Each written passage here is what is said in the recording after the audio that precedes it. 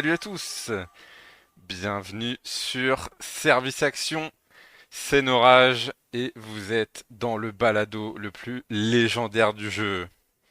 Alors, aujourd'hui, qu'est-ce qu'on aborde comme sujet? On va analyser la vulnérabilité GitLab CVE 2023 70-28. Avant d'en dire plus, le plan de cet épisode, on va rappeler très brièvement ce que c'est GitLab, voir rapidement les caractéristiques de cette vulnérabilité. Ensuite, voir plus en détail comment on exploite cette vulnérabilité. On va continuer en rappelant les plus-values pour l'attaquant et qu'est-ce qui fait que cette vulne elle a fait beaucoup de bruit. Ensuite, qu'est-ce qu'il faut regarder si on veut faire de la recherche de compromission. Et enfin, je vais finir par l'introduction, petit jeu de mots, c'est comment cette vulnérabilité elle a été introduite dans le code source et comment c'est possible et comment on justifie que ça a pu être possible. Et à mon avis, ça va être la partie la plus détaillée et la plus intéressante. Et bien évidemment, partie la plus intéressante, elle est à la fin pour que vous restiez écoutés jusqu'au bout. Et oui. Alors, commençons par le début. GitLab, qu'est-ce que c'est? GitLab, pour ceux qui ne connaîtraient pas, pour les rares qui ne connaîtraient pas, c'est une forge logicielle. C'est-à-dire que c'est un espèce de gros logiciel tout en un où dedans on va avoir de la gestion de code source, donc avec Git, euh, tout un tas d'intégrations et de quoi faire de l'intégration continue et du déploiement continu, tout un tas d'outils de collaboration. Enfin, on pourrait passer des heures à énumérer toutes les fonctionnalités, mais ça fait beaucoup. Et ce qui est intéressant, c'est que en fait, comme ils ont une version qu'on peut déployer sur son infrastructure, qui est gratuite, une version limitée, la version communautaire, et ben c'est très déployé, beaucoup déployé dans beaucoup d'infrastructures internes d'entreprises. Donc c'est intéressant pour par exemple les tests d'intrusion, par exemple. Et qu'est-ce que là comme caractéristique du coup cette vulnérabilité? Bon déjà on a un niveau de risque critique. Alors qu'un score CVSS V3 de 7.5 selon le NIST là donc l'espèce d'organisme officiel américain qui gère la base de vulnérabilité et de 10.0 donc la note maximale selon le CNA. Donc CNA c'est l'organisme qui attribue qui est responsable pour un produit donné des d'affecter les CVE. Donc là, en l'occurrence, c'est GitLab.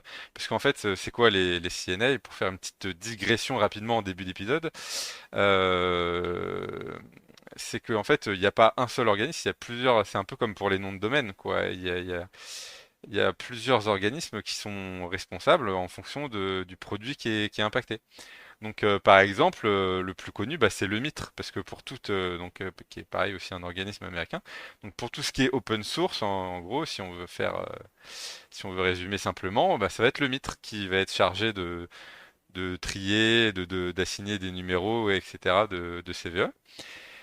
Mais après, en fait, par exemple, pour tous les gros éditeurs, et en général, les gros éditeurs sont eux-mêmes leur propre CNA. Donc c'est eux qui vont gérer ces vulnérabilités et là, les valider, attribuer un numéro, etc. Donc par exemple, pour Microsoft, le CNA c'est Microsoft.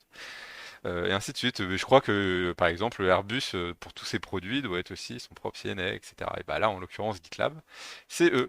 Donc, on va dire que pour simplifier, selon le gouvernement américain, il mettait 7,5 à la vulne, mais GitLab, quoi, ils ont vu ça, ils ont dit non, non, c'est 10, c'est critique. Bref, fin de la digression. Du coup, en fait, la cible, elle est assez large parce que ça impacte un très large spectre de versions de aussi bien de l'édition communautaire, donc celle qui est gratuite et open source, que de la version entreprise, celle qui est payante et pas tant open source que ça. Du coup, l'impact de cette vulne, c'est quoi? Parce que ça fait, je sais pas, 5 minutes que je parle et je vous ai toujours pas dit de quoi il s'agissait. Et ben, en fait, ça permet de prendre le contrôle arbitrairement de n'importe quel compte utilisateur, du coup, sans être authentifié, sans interaction avec l'utilisateur, rien du tout. Comme ça, hop, on vole des comptes, comme ça. Voilà. Ça fonctionne comment? Et ben, en fait, l'attaquant, il va fournir lors de la réinitialisation de mot de passe, il va fournir deux adresses de courriel dans la requête, et bah, la sienne bien sûr et celle de la victime. Et du coup, il va recevoir en gros le lien de réinitialisation de la victime. Donc comme ça, sur le plan, enfin sur le schéma logique du truc, c'est très simple. Et la cause, en gros, c'est parce que la vérification qui est censée être faite sur quel courriel est fourni pour la réinitialisation du mot de passe, euh, et ben en fait, bah, du coup, il peut être envoyé à une adresse non vérifiée. Donc ça, on verra plus en détail par la suite. Et ça a été identifié par lors d'un programme de primo bug par un chasseur de bugs qui s'appelle Asterion04, qui est, je crois, en fait, si on regarde son compte HackerOne, c'est son premier bug. Voilà, c'est le mec, il arrive et hop, on va lâcher une critique dans GitLab. Bim, terminé, bonsoir. Euh, donc c'est marrant. Euh, les versions affectées, bah, il y en a beaucoup, comme je disais tout à l'heure. Donc, en fait, de 16.1 à 16.1.5, 16.2 à 16.2.8, 16.3 à 16.3.6, blablabla, pour 16.4, 16.5, 16.6, 16.7. Bref, pour beaucoup de versions. Avant qu'on rentre dans le détail, bah, pour la correction, c'est pas très compliqué. Comme d'habitude, dans beaucoup des cas, il suffit de mettre à jour vers une version non vulnérable. Ça va. Si on veut aller plus loin, ceinture bretelle, la défense en profondeur, vous connaissez, on peut activer l'authentification à deux facteurs. Et oui, comme ça, même si on est vuln, et bah, on n'est pas vuln. Et par mesure de sécurité, alors là, pour ceux qui voudraient vraiment, et ben on peut réinitialiser tous les secrets qu'il y a dans le GitLab, tous les comptes, tous les jetons d'API, tous les certificats. Si on n'est pas sûr de pouvoir être en mesure de tracer si on était compromis ou pas, c'est ce qu'il faudrait faire en théorie, mais bon, là, c'est peut-être beaucoup de boulot. Bon, alors, maintenant, pour les petits auditeurs qui sont dans les équipes rouges, je vous vois. Et bah, vous voulez des petits détails croustillants sur l'exploitation. Et bah, qu'est-ce qu'on fait? Bah, en fait, hop, on va sur la page de réinitialisation de mot de passe, là, mot de passe oublié. Toc. Euh, on rentre par exemple bah, l'adresse de courriel de la victime. On clique sur envoyer. Évidemment, au passage, on a mis un petit proxy interceptant, genre burp. Ça va envoyer une petite requête post HTTP post vers /users/password. Et dans cette requête, qu'est-ce qu'on a? On a principalement, bah, on a deux paramètres en fait, deux paramètres post. Un qui s'appelle Authenticity Token, qui est tout simplement un jeton anti-CSRF. Entre parenthèses, pour ceux qui veulent automatiser la vulnérabilité et pas le faire forcément dans Burp, et ben on peut obtenir ce jeton anti-CSRF en faisant une autre requête préalable sur /user/password/new. Et là, on aura un jeton qu'on pourra utiliser dans ce formulaire. Et le deuxième paramètre, c'est user entre crochets rectangulaires email. Et normalement, c'est là qu'est contenu l'adresse email de la personne qui veut réinitialiser son mot de passe. Et alors, qu'est-ce qu'on fait pour exploiter la vulnérabilité? Eh ben, c'est pas compliqué. À user entre crochets email, eh ben, on va rajouter une paire de crochets vides à la fin pour transformer le paramètre comme si c'était une variable qui est une valeur. Et ben, on va le transformer en tableau. Et du coup, qu'est-ce qu'on va faire? Ben, on va ajouter un deuxième exactement pareil. Donc user crochet email, fermer les crochets et hop, ouverture de crochet vide, refermeture de crochet vide. Et donc là, on va donner une deuxième adresse qui est la nôtre, celle de l'attaquant. Et là, le petit détail, effectivement, quand j'ai joué avec, on peut tester. Au début, je comprenais pas que ça marchait pas. Et en fait, il faut absolument que dans la charge utile, euh, tous les paramètres soient URL encodés, donc tous les crochets qu'il va y avoir, et aussi le arrobase qu'il y a dans les adresses. Il faut que tout ça soit encodé, URL encodé. Alors, la seule petite, entre guillemets, limitation, du coup, dans cette attaque, c'est que bien sûr, il faut connaître l'adresse de courriel du compte qu'on veut usurper. Et en tant que non authentifié, en fait, enfin, ce qu'on va plus tendance à voir un peu partout, ça va être le nom de l'utilisateur et pas forcément son adresse de courriel. Alors après, l'impact, enfin, de ça, le prérequis de ça, il est variable selon si des projets sont exposés publiquement ou non. Parce qu'en fait, si par exemple sur Internet ou dans le réseau interne de l'entreprise, on a le petit GitLab où tout est soit en privé, soit que tous les projets sont en configuration privée ou en interne, c'est-à-dire visible que par les utilisateurs authentifiés. On n'a pas forcément d'idée de nom d'utilisateur et non plus de leur adresse. Du coup, à part tester des trucs au hasard, ou après, si on sur Internet un peu au hasard, si on est dans l'entreprise et qu'on est, je sais pas, il y a un domaine Active Directory, qu'on a déjà compromis des comptes, on peut peut-être réutiliser des adresses. Après, si c'est que pour les devs et que les comptes qu'on a, c'est pas des comptes de dev, etc., peut-être que ça va pas marcher. Enfin bref, pas forcément évident. Par contre, à partir du moment où il y a des projets publics, là, c'est beaucoup, beaucoup plus facile parce que, dans l'historique Git, en fait, il y a toujours l'adresse de courriel de la personne qui est l'auteur du commit. Donc, du coup, c'est-à-dire que publiquement, on a des adresses et donc du coup on peut les utiliser pour attaquer les comptes, les compromettre. Et si ils n'ont pas forcément des trucs intéressants, ils n'ont pas accès à des trucs intéressants, et on va peut-être avoir accès à d'autres projets qui seront qu'internes qu'on pouvait pas voir avant et où on va peut-être trouver d'autres adresses de courriel et ainsi de suite et boucler jusqu'à tomber sur des profils de dev intéressants ou même de l'administrateur du GitLab. Et alors, à ce qui paraît, ça j'ai pas vérifié, mais à ce qui paraît, le premier compte, enfin le compte administrateur, en fait, il a une adresse de courriel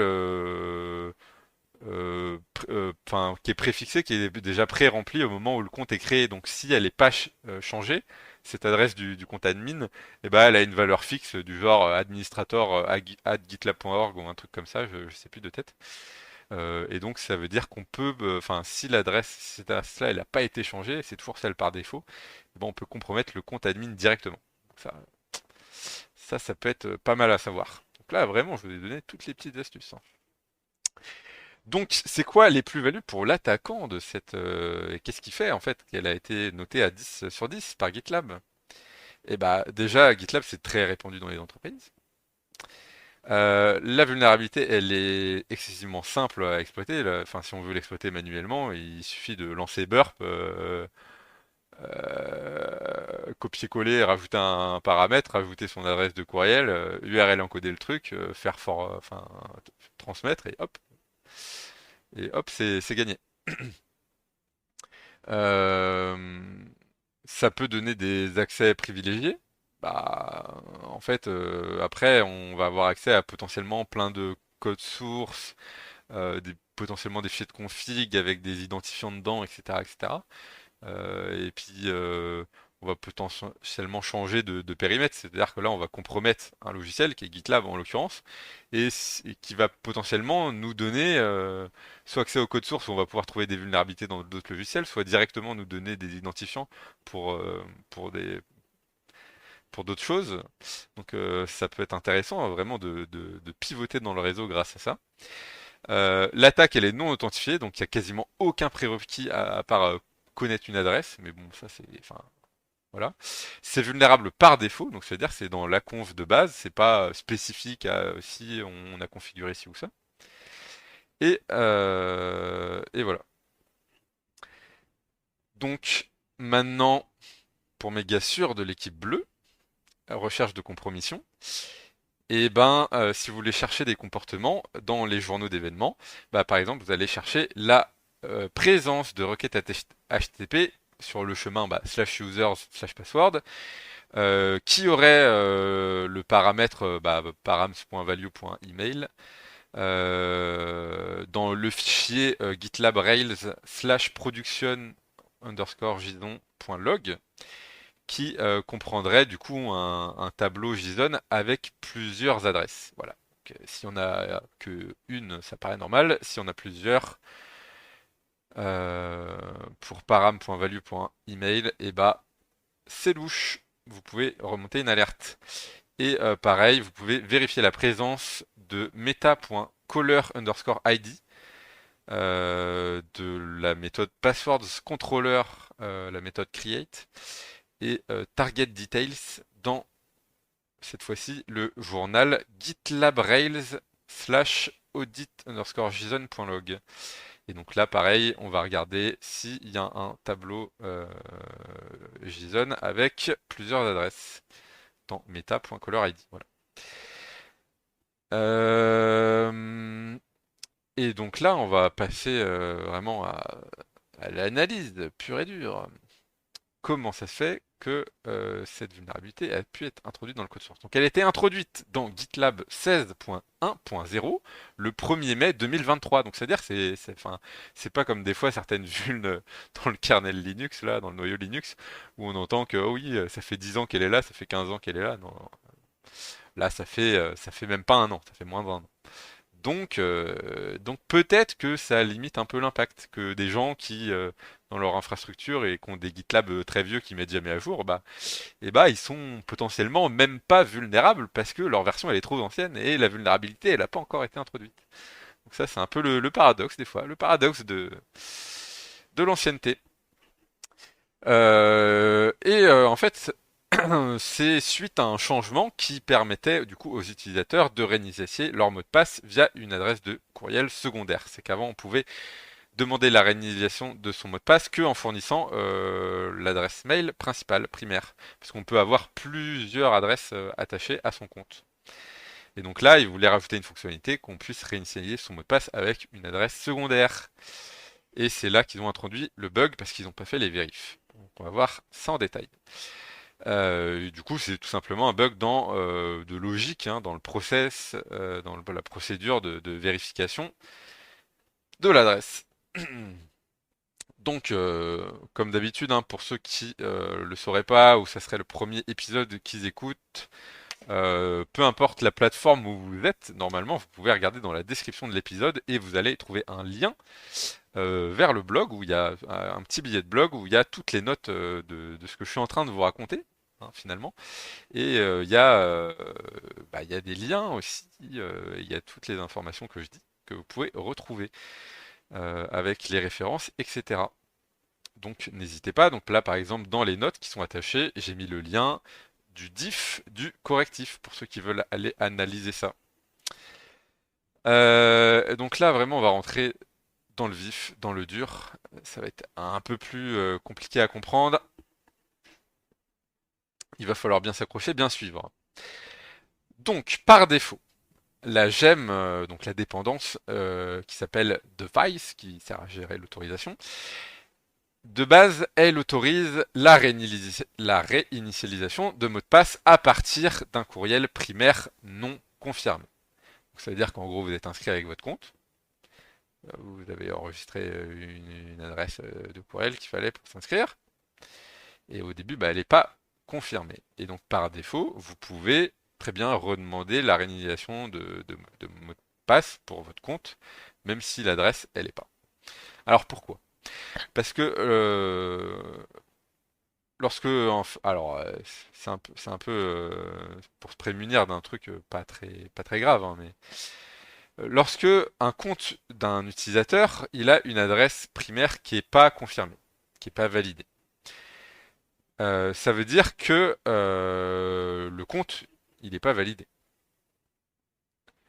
On n'a pas pu vérifier que l'adresse, elle appartient bien à la personne qui a créé le compte, etc. Donc, la réinitialisation du mot de passe, euh, elle peut être utile d'un point de vue de sécurité pour ces comptes qui ont une adresse qui n'est pas vérifiée. Pourquoi? Parce que, par exemple, imaginons qu'une personne malveillante ait créé un compte utilisateur GitLab.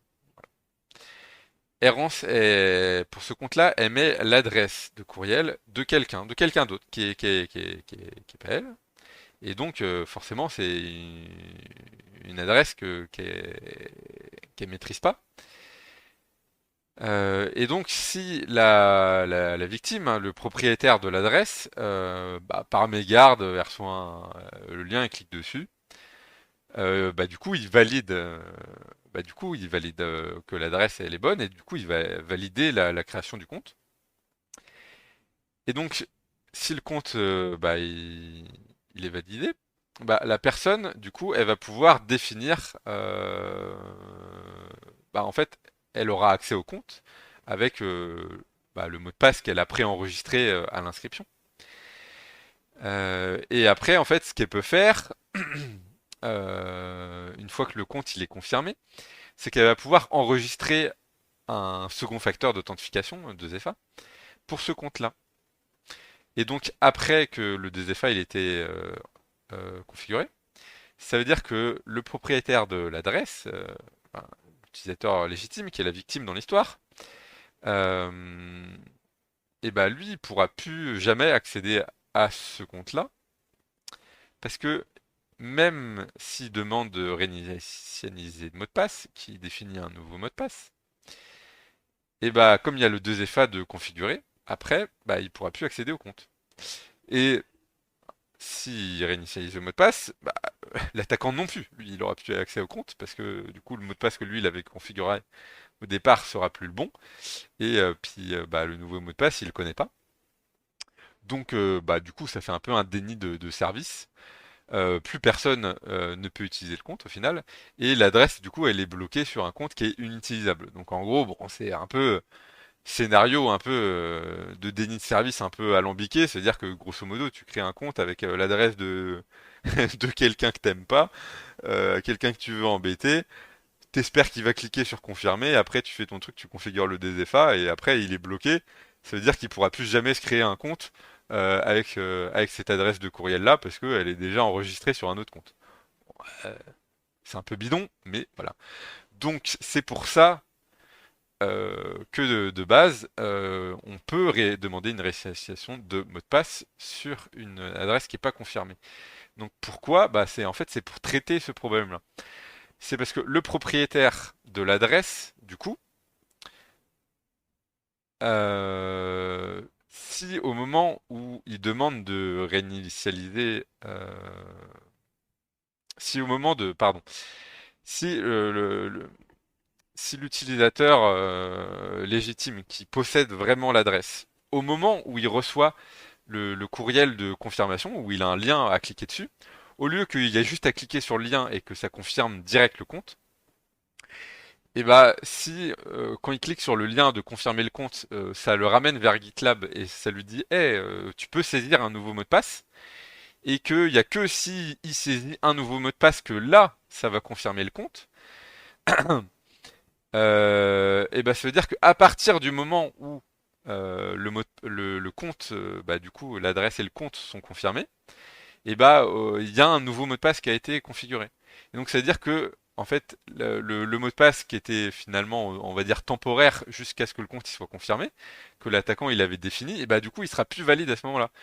Donc ça veut dire qu'il n'y a aucun moment où le compte il est confirmé et où l'attaquant il peut y accéder. Donc ça veut dire que là il pourra pas configurer le 2FA et donc il pourra pas bloquer le compte. Je sais pas si c'est très clair. Limite faudrait se poser, faire un petit schéma et tout. Euh, Et donc, par exemple, après, une fois que le formulaire, voilà, pour définir le nouveau mot de passe, il a été, il y a un petit bouton confirmer le compte, mais sur GitLab, mais pas juste en cliquant sur le lien qu'on a reçu dans le courriel, quoi. En gros, c'est ça l'idée. Et du coup, bah, c'est pour ça, du coup, que en fait, il faut pouvoir autoriser de base la demande de réinitialisation de mot de passe sur une adresse primaire qui n'est pas confirmée. C'est pour ça. Alors, c'est vraiment le cas très très spécifique et un problème qui est très très marginal, pas très grave, mais c'est pour ça. Et alors, donc là, on a parlé pour l'instant que des courriers primaires, des adresses de courriel primaires. Euh, donc quand on va avoir enfin, une demande de réinitialisation de mot de passe, du coup, l'adresse de courriel primaire, elle est associée au compte de l'utilisateur. Et après, on a un problème avec du coup, avec les adresses de courriel secondaire qui sont pas confirmées, qui ne devraient pas être liées au compte utilisateur jusqu'à ce qu'elles soient confirmées. Parce que si on envisage d'empêcher la réservation d'adresses de courriel sur GitLab par des courriels secondaires non confirmés. Donc ça veut dire que en fait n'importe qui peut rajouter une adresse secondaire à son compte. On va pas faire de la réservation tant que l'adresse elle n'est pas confirmée. Pourquoi? Parce que bah, ça veut dire que si la réservation, ça veut dire que en gros, une fois qu'elle est associée et réservée à mon compte, il n'y a aucun autre compte qui peut la rajouter sur son compte parce que cette adresse mail-là, elle est déjà confirmée et réservée. Et donc, en gros, on va pas la réserver tant qu'elle n'est pas confirmée, parce que en fait, on n'a aucune preuve qu'elle est à nous, sinon ça serait pareil que tout à l'heure, il y aurait un espèce de déni de service où le propriétaire légitime de l'adresse, bah, il pourrait pas l'utiliser sur son compte parce qu'il y aurait déjà quelqu'un d'autre qui l'aurait réclamé, quoi, en gros. Donc, donc ça veut dire que comme on la réserve pas tant qu'elle n'est pas confirmée, ça veut dire qu'il peut y avoir plusieurs comptes, du coup, qui l'ont entre guillemets associé avec leur compte, et elle sera pas réservée, elle sera pas bloquée pour un seul compte, bah tant qu'elle n'est pas confirmée. Donc ça veut dire que pour les adresses de courriel secondaire, il peut y avoir plusieurs comptes qui ont la même adresse. Et comme il y a plusieurs comptes qui peuvent avoir la même adresse, ça veut dire que si à un moment donné, on demande la réinitialisation de mot de passe pour une adresse secondaire, qui était, du coup, je rappelle, au tout début, l'introduction de la nouvelle fonctionnalité, qu'on puisse réinitialiser le mot de passe de son compte via l'adresse secondaire. Et bah, il y a un problème, parce que GitLab, lui, du coup, il l'envoie à qui s'il y a la même adresse qui est enregistrée sur plusieurs comptes différents. Et donc, c'est là qu'il y a un problème. C'est impossible d'identifier à qui elle appartient vraiment. Donc c'est pour ça que normalement, en fait, il faudrait ne jamais envoyer du coup un courriel à une adresse secondaire qui est pas confirmée, parce qu'il n'y a aucune. Alors que pour les comptes primaires, du coup, ça avait un intérêt, du coup, de pouvoir envoyer à des adresses non confirmées, et de toute façon, il pouvait y en avoir qu'une, elle pouvait pas être enregistrée sur deux comptes. Pour les adresses secondaires, c'est pas le cas, elle peut être sur plusieurs comptes. Et là, du coup, c'est problématique de l'envoyer à des adresses non confirmées. Donc, si on récapitule tous les cas de figure, si on a une adresse de courriel primaire qui est confirmée, alors c'est OK d'envoyer la demande de réinitialisation de mot de passe à cette adresse-là uniquement. Si on a une adresse mail, une adresse de courriel primaire qui est non confirmée, bah c'est aussi OK de l'envoyer uniquement à cette adresse-là. Donc ça, c'est tout la première partie de ce que j'ai expliqué pour empêcher le DNS service patati patata. Si on a une adresse de courriel secondaire qui est confirmée, il n'y a pas de problème puisque l'adresse elle est confirmée, donc elle est attachée de manière unique à un compte, etc. Donc c'est ce qu'on a expliqué là juste tout de suite. Donc c'est pareil, c'est OK pour envoyer du coup la réinitialisation de mot de passe juste à ces adresses-là uniquement. Si on a une adresse de courriel secondaire non confirmée, donc là c'est pareil, c'est ce qu'on disait juste à l'instant. Là, il faut ne rien envoyer à personne, parce que potentiellement, il peut y avoir conflit, ça peut être sur plusieurs comptes, machin, etc. Donc là, bah ça, il n'y avait pas de vérification là-dessus avant. Donc, c'est-à-dire que, par exemple, là, si vous faisiez une demande de réinitialisation de mot de passe, si l'adresse, si vous demandez juste sans utiliser l'attaque en question, là, si vous demandez à réinitialiser sur une adresse secondaire, mais qu'elle était attachée à plusieurs comptes, bah ça allait envoyer le, le courriel à une seule adresse, mais par contre, potentiellement, ça pouvait réinitialiser le mot de passe de plusieurs comptes. Euh, Après, là, ce qu'on pouvait faire aussi avant que la vulnérabilité elle soit corrigée, c'est qu'on pouvait demander à réinitialiser une adresse qui était inconnue, qui était associée à aucun compte.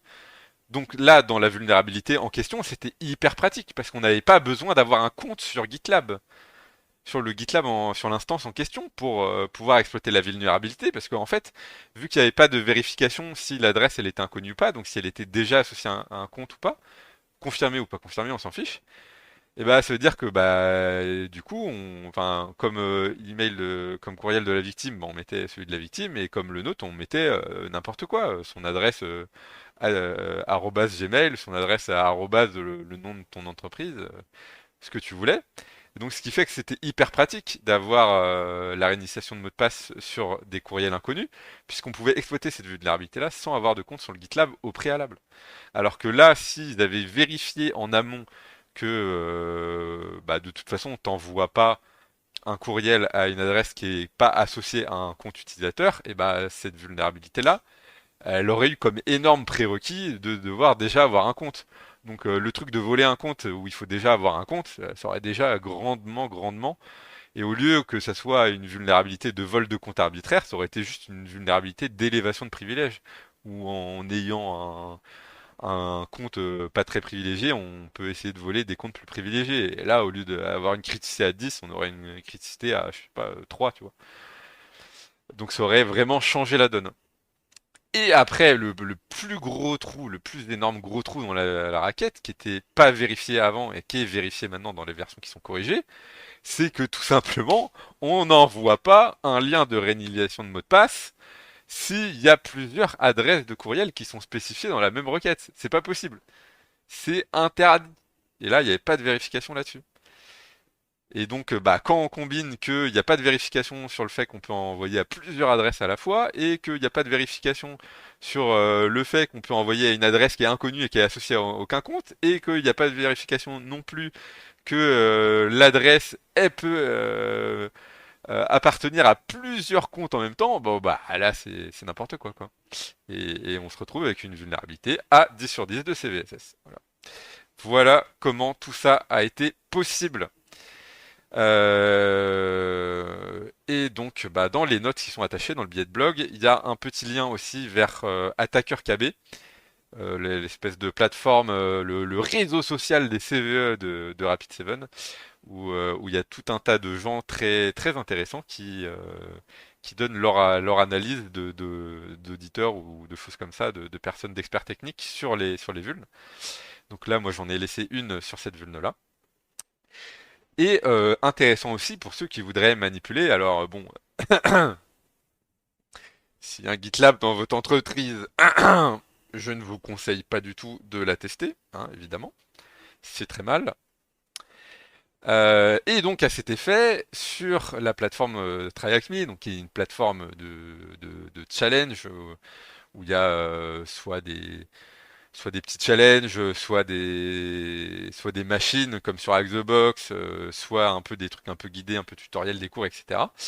Et ils ont fait un lab avec un GitLab avec cette vulnérabilité-là, qui est détaillée, qui reprend de manière beaucoup plus synthétique avec moins de détails tout ce que je viens de vous dire. Et donc ça vous donne un environnement, voilà, vous avez un VPN, vous connectez, vous avez et vous pouvez vous entraîner dessus pour écrire un script d'exploitation, pour le tester manuellement, pour voir à quoi ça ressemble. Côté bleu pour voir qu'est-ce que ça donne, qu'est-ce que ça envoie comme signal